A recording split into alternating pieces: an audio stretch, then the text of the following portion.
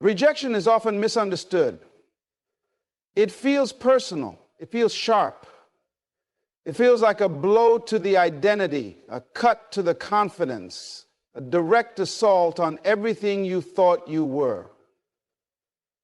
When someone isn't interested in you, when they ignore your messages, make excuses not to see you, or treat your presence like a burden rather than a blessing, it can start to eat away at your sense of value. You begin to question yourself. What did I do wrong? Was I not good enough? Too much? Not enough? The mind starts spinning stories, replaying every moment, analyzing every word, every silence, every delay in response. And what begins as an external rejection becomes an internal war. But rejection isn't a punishment, it's a redirect. Life, at its core, is always trying to evolve you. It's always pushing you to your higher self, even if it uses pain as the messenger. When someone doesn't return your energy, your love, or your time, it's not necessarily because something is wrong with you. It's often because their presence was never meant to stay in your life. Their role may have been temporary. Their part in your story may have been to awaken a lesson, not to remain a lifelong chapter. And the moment you start seeing rejection as a teacher rather than a tragedy, everything changed. Rejection is like a traffic sign from the universe. It says, not this way, keep moving. And yet we're so used to trying to force outcomes, to cling to people who clearly don't want to be held, to chase feelings that aren't reciprocated, that we miss the message. Instead of moving forward, we stand still. We bargain, we beg, we lose ourselves trying to win someone else. But here's the truth. If someone is not interested in you, if they don't prioritize you, if they don't match your energy, it's not your job to convince them. Your job is to accept it, not absorb it. Your job is to walk away, not wait. Think of how much time people waste waiting for someone to change their mind, to realize their worth, to finally call, to finally act right. But the more you wait for someone to validate you, the more disconnected you become from your own power. Rejection should never become a residence. It's not a place to dwell. It's a sign to depart. If someone makes you feel like an option, like a second thought, like an aftertaste in their day, that's all the clarity you need. It's not love, it's not mutual, and it's not aligned with your growth. And while the sting of being unwanted can be real, it is not a verdict on your value. You are not defined by the people who don't choose you. You are not defined by silence, by ghosting, by mixed signals, or by cold detachment. You are defined by the way you respond to these things. Your power begins the moment you realize that being unwanted by someone doesn't mean you are unworthy. In fact, it's often the rejection that reveals your worth. Because when someone lets you go, what they're really doing is freeing you to realign with your higher self. They're opening a door for something greater, something deeper, something that fits who you're becoming, not who you were trying to be for them. Every closed door is a form of protection. You don't need to convince anyone to open it again. You don't need to knock twice. If they didn't recognize your value the first time, it's not your mission to offer them another chance. Your mission is to realize that their disinterest is actually the greatest gift, because it spares you from compromising. It spares you from shrinking just to be seen. You see, rejection is really redirection to the truth of who you are. It's the universe saying there's more for you. But you've got to stop forcing what's not for you.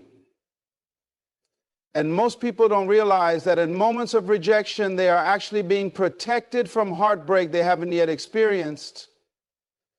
They are being spared from settling. They are being spared from wasting years trying to make something work that was never designed to work. When someone isn't interested, that is their truth. It's not your job to change it.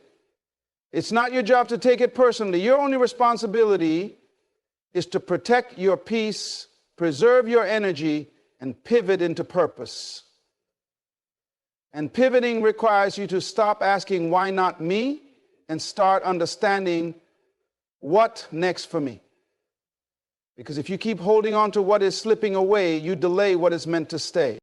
Most people chase rejection because they believe that convincing someone to love them will prove their worth, but your worth is not up for negotiation. It doesn't increase when someone stays, and it doesn't decrease when someone walks away. You are not valuable because someone sees it. You are valuable because you are. Period. And the moment you start treating rejection as confirmation instead of condemnation, you break free from the cycle of self-doubt and start rising into the person you were always meant to become. The moment you start chasing someone who isn't reciprocating, you step out of alignment with your purpose. There is something fundamentally off balance about pouring your energy into someone who has already made it clear through their actions, their silence, or their inconsistent behavior that they are not choosing you. It may not always be direct. Sometimes it's the delayed replies, the vague commitments, the broken promises masked as busy schedules. Other times it's the emotional distance that grows wider each time you try to bridge the gap. You see it, but your mind tries to negotiate it.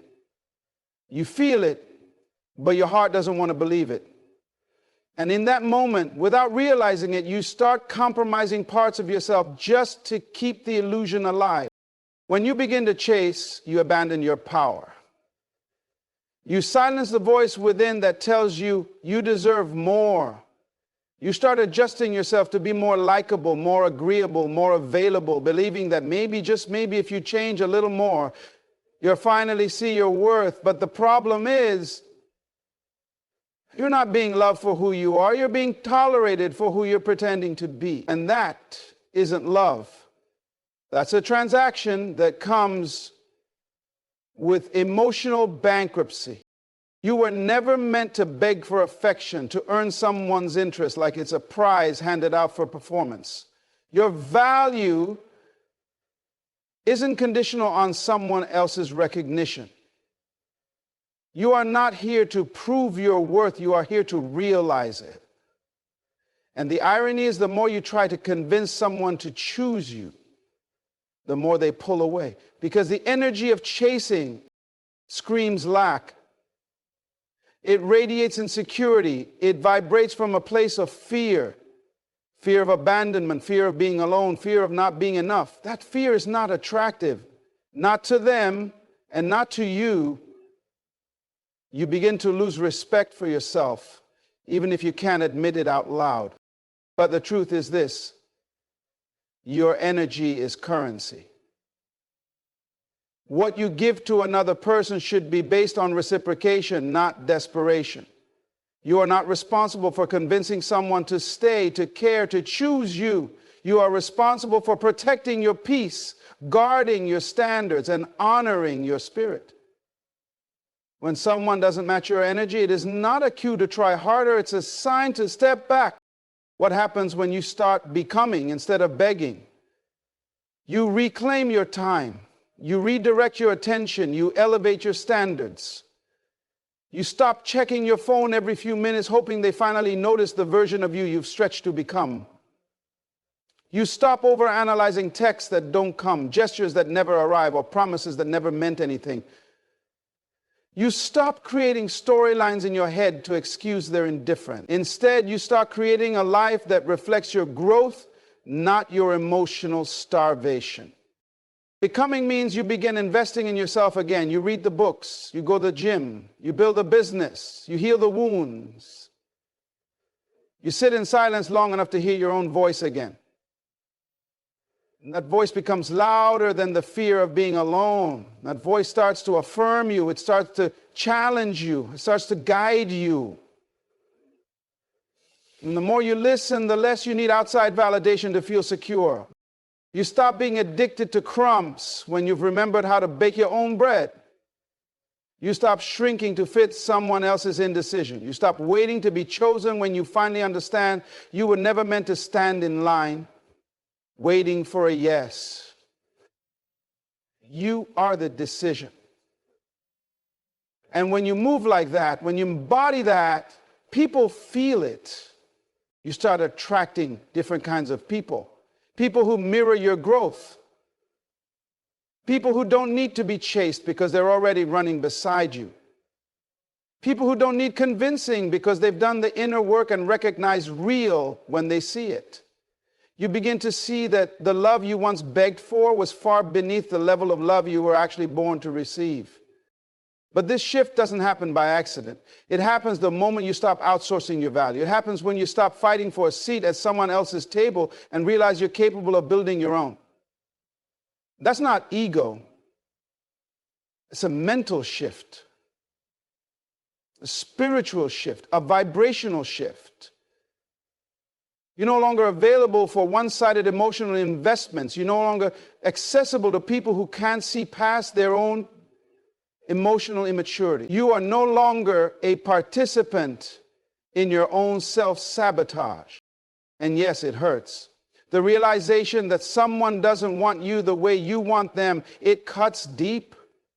But that pain is a mirror. It's reflecting what you still need to heal. It's exposing the parts of you that still equate love with struggle, that still think being chosen requires proving, that still believe your worth is negotiable based on someone else's attention. But it's not. You are valuable the moment you don't need permission to be loved. You need clarity to walk away. You need discipline to stay away. And you need vision to keep moving forward, not because they didn't want you, but because you finally remembered you were never meant to beg for what you are. Silence is often misunderstood. People tend to see it as surrender, as if saying nothing means you've given up, but that couldn't be further from the truth. Silence, when chosen intentionally, is one of the most powerful tools of self-control and personal mastery. When someone is clearly not interested in you, whether through their actions, lack of communication, or emotional unavailability, the best response isn't to beg, plead, or demand answers. The most powerful response is silence. Not out of spite, not out of passive aggression, but out of pure strength, because silence doesn't mean you're weak. It means you're in control. There's something sacred about silence. It's in the quiet that your self-worth begins to speak louder. You no longer chase validation from someone who won't give it. You no longer hand over your peace just to get their attention. You realize that peace is more valuable than presence. That your dignity costs too much to be spent on someone who doesn't even recognize your value. So you choose to go quiet, not because you don't have anything to say, but because you finally realize that saying it to the wrong person drains your spirit. Walking away in silence is like planting a flag in your own life and saying, I choose me. No announcement, no drama, no explanation, just clarity. You begin to understand that not every connection deserves closure and not every person deserves access to your energy. When someone is not invested in you, your presence becomes a luxury they took for granted. Your silence is the invoice, it's the consequence, not as revenge, but as revelation. This kind of silence doesn't scream, but it echoes. It echoes in their thoughts long after you've gone. Because when you stop chasing, you create space. And in that space, people finally see what they were blind to when you were available. But here's the thing. This silence is not for them. It's about making them notice you. It's about healing. It's about rebuilding your inner world without external noise. When you remove yourself from someone who made you feel unwanted, you're no longer competing for space in someone else's life. You're reclaiming space in your own. And don't confuse this silence with running away from your feelings. No, you feel everything, but you don't act out of impulse. You don't text. You don't argue. You don't try to convince. You sit with your emotions. You let them pass through. You face the urge to reach out and you say no, not because it doesn't hurt, but because you finally decided to honor your growth more than your comfort. You're not escaping the pain. You're respecting it. You're allowing it to teach you, not torment you. When someone pulls away or shows disinterest, the ego wants to chase, the heart wants to fix, but the soul knows better. The soul whispers, be still. It tells you, let them go. Because your soul knows that clinging to someone who doesn't see you will cost you more than just time. It'll cost you your peace, your confidence, and your sense of self. And when you stop speaking, you stop bleeding energy. You stop feeding a dynamic that was never balanced to begin with. Silence is strategic. It gives you time to detach emotionally, to observe the situation without the haze of hurt, and to come back to yourself. Because every time you go silent, you're sending a signal to your inner world that says, I trust you. You trust your instincts. You trust that the right people won't require you to shrink. You trust that love shouldn't have to be forced. And more than anything, you trust that you're enough, even if someone else couldn't see it. Let them wonder why you disappeared. Let them question where your attention went. Let them sit with the weight of your absence while you sit in peace with your presence. You don't owe them closure. You don't owe them access. What you owe is loyalty to your evolution. You are not here to convince anyone of your worth. You are here to embody it. In how you move, how you speak, and even how you stay silent. Because silence, when chosen from a place of self-respect, speaks louder than any words ever could. It tells the world, I will not beg for love, attention, or time. I know who I am. And I will no longer whisper my worth to those who refuse to listen. There's power in not reacting. There's power in letting people sit with the consequences of their distance. And there is deep transformation in choosing to say nothing when every part of you wants to scream for clarity, connection, or closure. That's not weakness. That's warrior discipline. That's a soul that's done settling. When you master the art of silence, you master the art of walking away with dignity and tact. You don't walk away empty. You walk away with your power. Negative feelings are powerful. They can grip your mind, cloud your judgment, and pull you into patterns that you thought you had outgrown. When someone shows disinterest in you, especially someone you invested time, emotions, and hope into, your first instinct might be to internalize that rejection. You start questioning yourself. Was I not enough? Did I say something wrong? Why didn't they choose me? These thoughts don't just pass through the mind. They linger, looping like a broken record, feeding emotions that begin to control your behavior. But this is the moment where a critical shift must happen. Not in them, but in you. Because emotional control is not about pretending you don't feel pain. It's about choosing not to be enslaved by it. The ability to manage your emotions is a mental muscle. Most people let their feelings lead, not realizing that emotions are meant to be indicators, not dictators. Yes, it hurts when you realize he's not interested. Yes, it stings when your messages are ignored, when your presence is taken for granted, when your energy is unappreciated.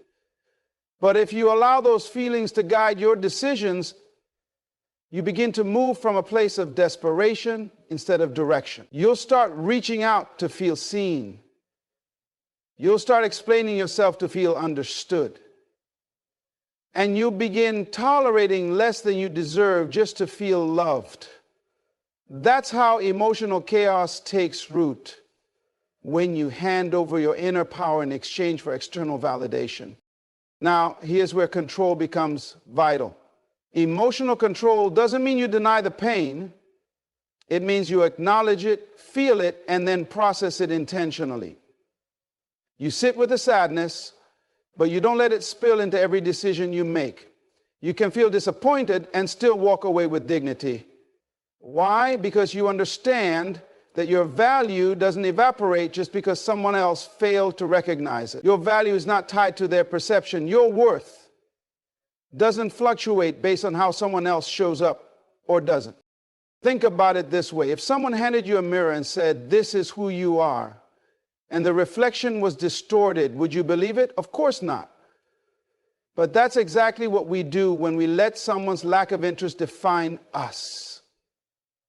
We take their disinterest as a measurement of our attractiveness, our intelligence, our desirability, our potential. That is an emotional trap. And the only way out is through conscious awareness and controlled. You don't react to every emotional impulse. You don't reach out every time you miss them. You don't try to convince someone to stay who clearly doesn't want to. Instead, you pause.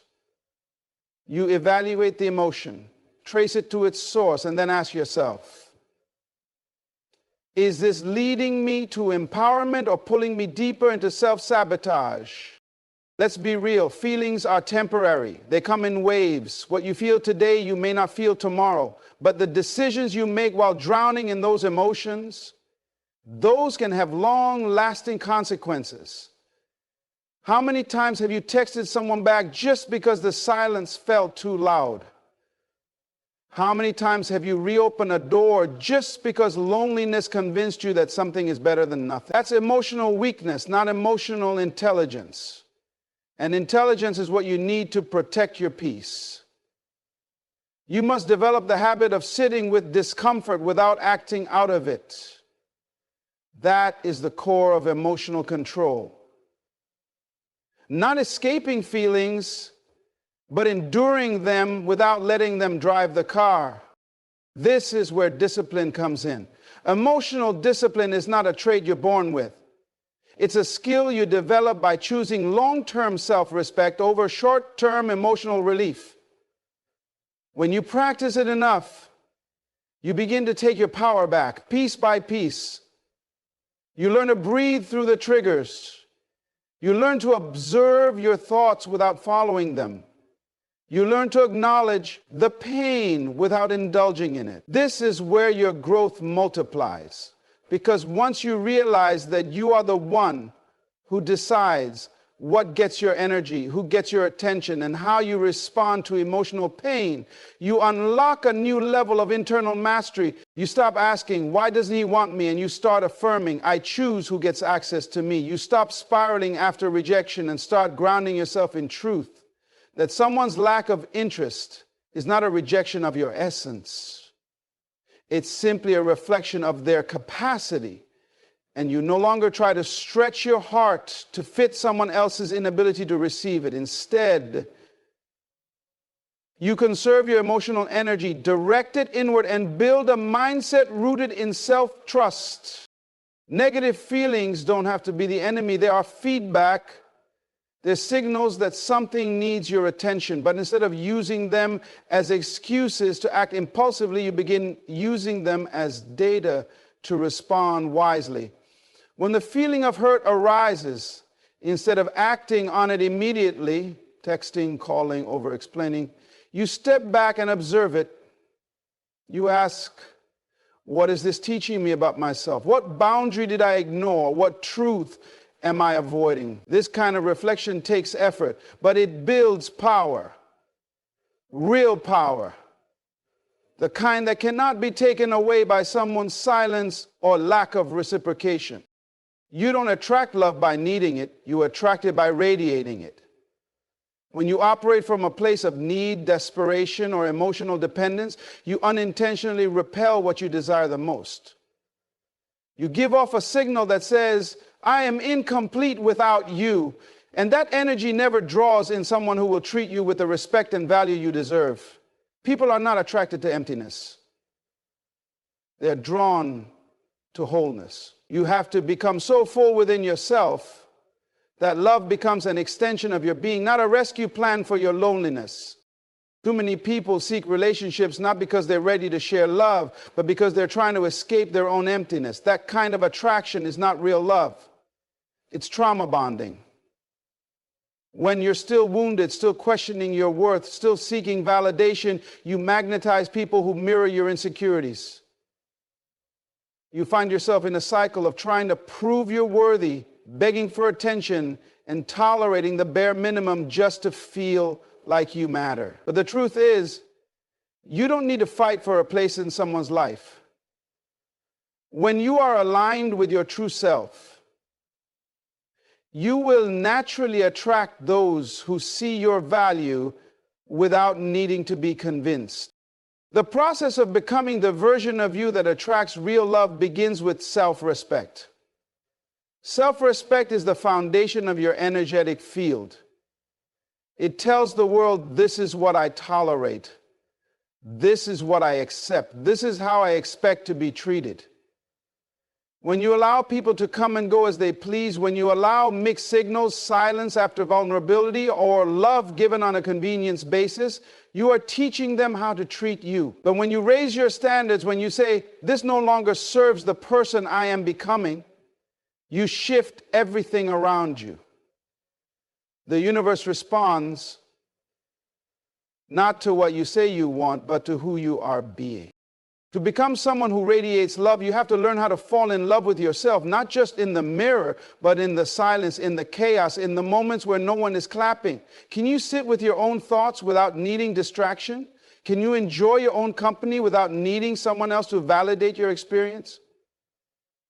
People chase love outside of themselves because they haven't yet discovered the wealth they carry within. When you finally realize that your peace, your joy, your purpose, your value, it's all within you, you stop settling for half-hearted connections that only confuse your heart and delay your growth. Emotional maturity plays a vital role in attracting the right energy. If you're still reacting to rejection by questioning your worth, you're not ready for what you think you want. Rejection should not trigger you, it should inform you. It should reveal more about the path you're meant to walk and the person you're becoming. A person who is whole doesn't chase what walks away. They don't beg for closure, they don't demand love. They simply move forward. That kind of emotional intelligence is magnetic. It signals that you're not controlled by emotion, but rather you are led by purpose. You no longer cry over being overlooked because deep down you understand what's meant for you doesn't require force, it flows. You must understand that attraction is about alignment. It's about energy meeting energy. You cannot attract a high-value connection while holding on to low-value thoughts. You cannot become a magnet for love while constantly speaking self-doubt and victimhood over your life. You cannot radiate confidence while allowing others to treat you like an option. Everything you attract stems from who you are, not just what you say. This is why personal growth is not optional. It's essential. The more you elevate your mindset, the more your circle will shift. The more your standards rise, the less nonsense you'll tolerate. The more peace you create within, the more chaos you'll walk away from without second-guessing yourself. You are not here to be chosen by someone who is unsure. You are not meant to be waiting in confusion, hoping that one day they'll realize your value. No, you are here to become so grounded in your self-worth that anyone who is unsure is instantly disqualified. You no longer audition for roles you didn't ask for. You no longer perform just to be noticed. Instead, you become the one who holds eye contact with life and says, I know who I am, I know what I offer, and I won't settle just to say I have someone. You are the table, the conversation, and the invitation. The moment you believe that, truly believe that, you'll stop chasing what doesn't see you. You'll stop settling for half effort. You stop explaining your value. And then it happens. You start attracting people who don't need to be told to treat you right. You begin to see connections that feel peaceful, not confusing. You start meeting people who mirror the work you've done within yourself, because when you've done the inner work, the outer world responds. Suddenly, you're not chasing love. You're living in alignment. That shift, that internal upgrade is what makes all the difference. It's not about them. It was never about them. It's always been about who you are when you're not looking for love, but when you're becoming love itself. Walking away isn't loss, it's leadership. It's not about giving up or quitting. It's about recognizing your value and refusing to remain where you are not respected, seen, or genuinely wanted. So many people misunderstand this. They believe staying longer, trying harder, proving more, explaining further, or chasing after someone who remains emotionally unavailable is a show of strength. But true power lies in restraint, in self-respect. And in leadership of your life means taking responsibility for your emotional energy and deciding where it is best invested. And sometimes that means walking away without closure, without applause, without understanding from others. And most importantly, without regret. There is something incredibly noble about the person who can look at what they desire, acknowledge that it's not desiring them back, and still choose to leave with dignity intact. That's maturity. That's emotional intelligence. You aren't leaving because you are too strong to stay where love, attention, and effort have to be begged for. When a person isn't interested in you, they show it. And when they show it, you have one decision to make.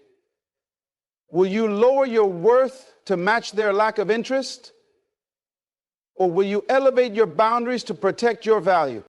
Leadership means understanding that you don't belong everywhere. You are not designed to fit in with everyone. You are not supposed to be in every room, win every heart, or be accepted by every person. That's not rejection, it's refinement. And walking away from someone who does not value you is not a defeat. It's the highest form of leadership you can exercise over your own life. It's saying, I choose myself.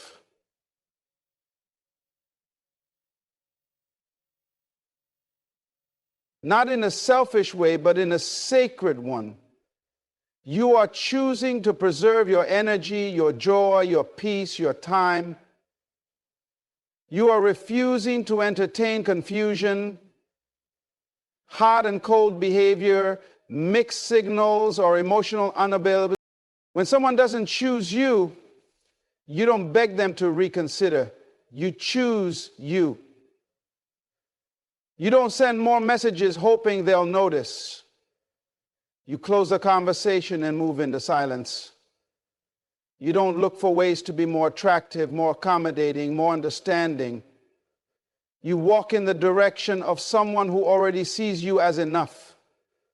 You don't prove your worth to the blind. You don't pour into cups that only drain you in return. You don't beg to be included in someone's future when they've excluded you from their present. Leadership means letting people experience your absence when they couldn't honor your presence. It's knowing you are the prize. You are not something to be reconsidered once it's too late. You are not an option to be picked up and put down based on someone's mood or convenience. You are not someone who waits in the corner for someone else to get clarity. You are the clarity. You are the decision. You are the person who knows what you bring to the table, and you're not afraid to eat alone until you find a table that welcomes and celebrates your presence. You have to remember, interest is not complicated. People go after what they truly want. If someone isn't pursuing you, checking on you, asking about your well-being, initiating connection, or making time for you, that's the answer. You don't need more conversations, you don't need more analysis, and you don't need more excuses. You need clarity, and clarity is a form of love.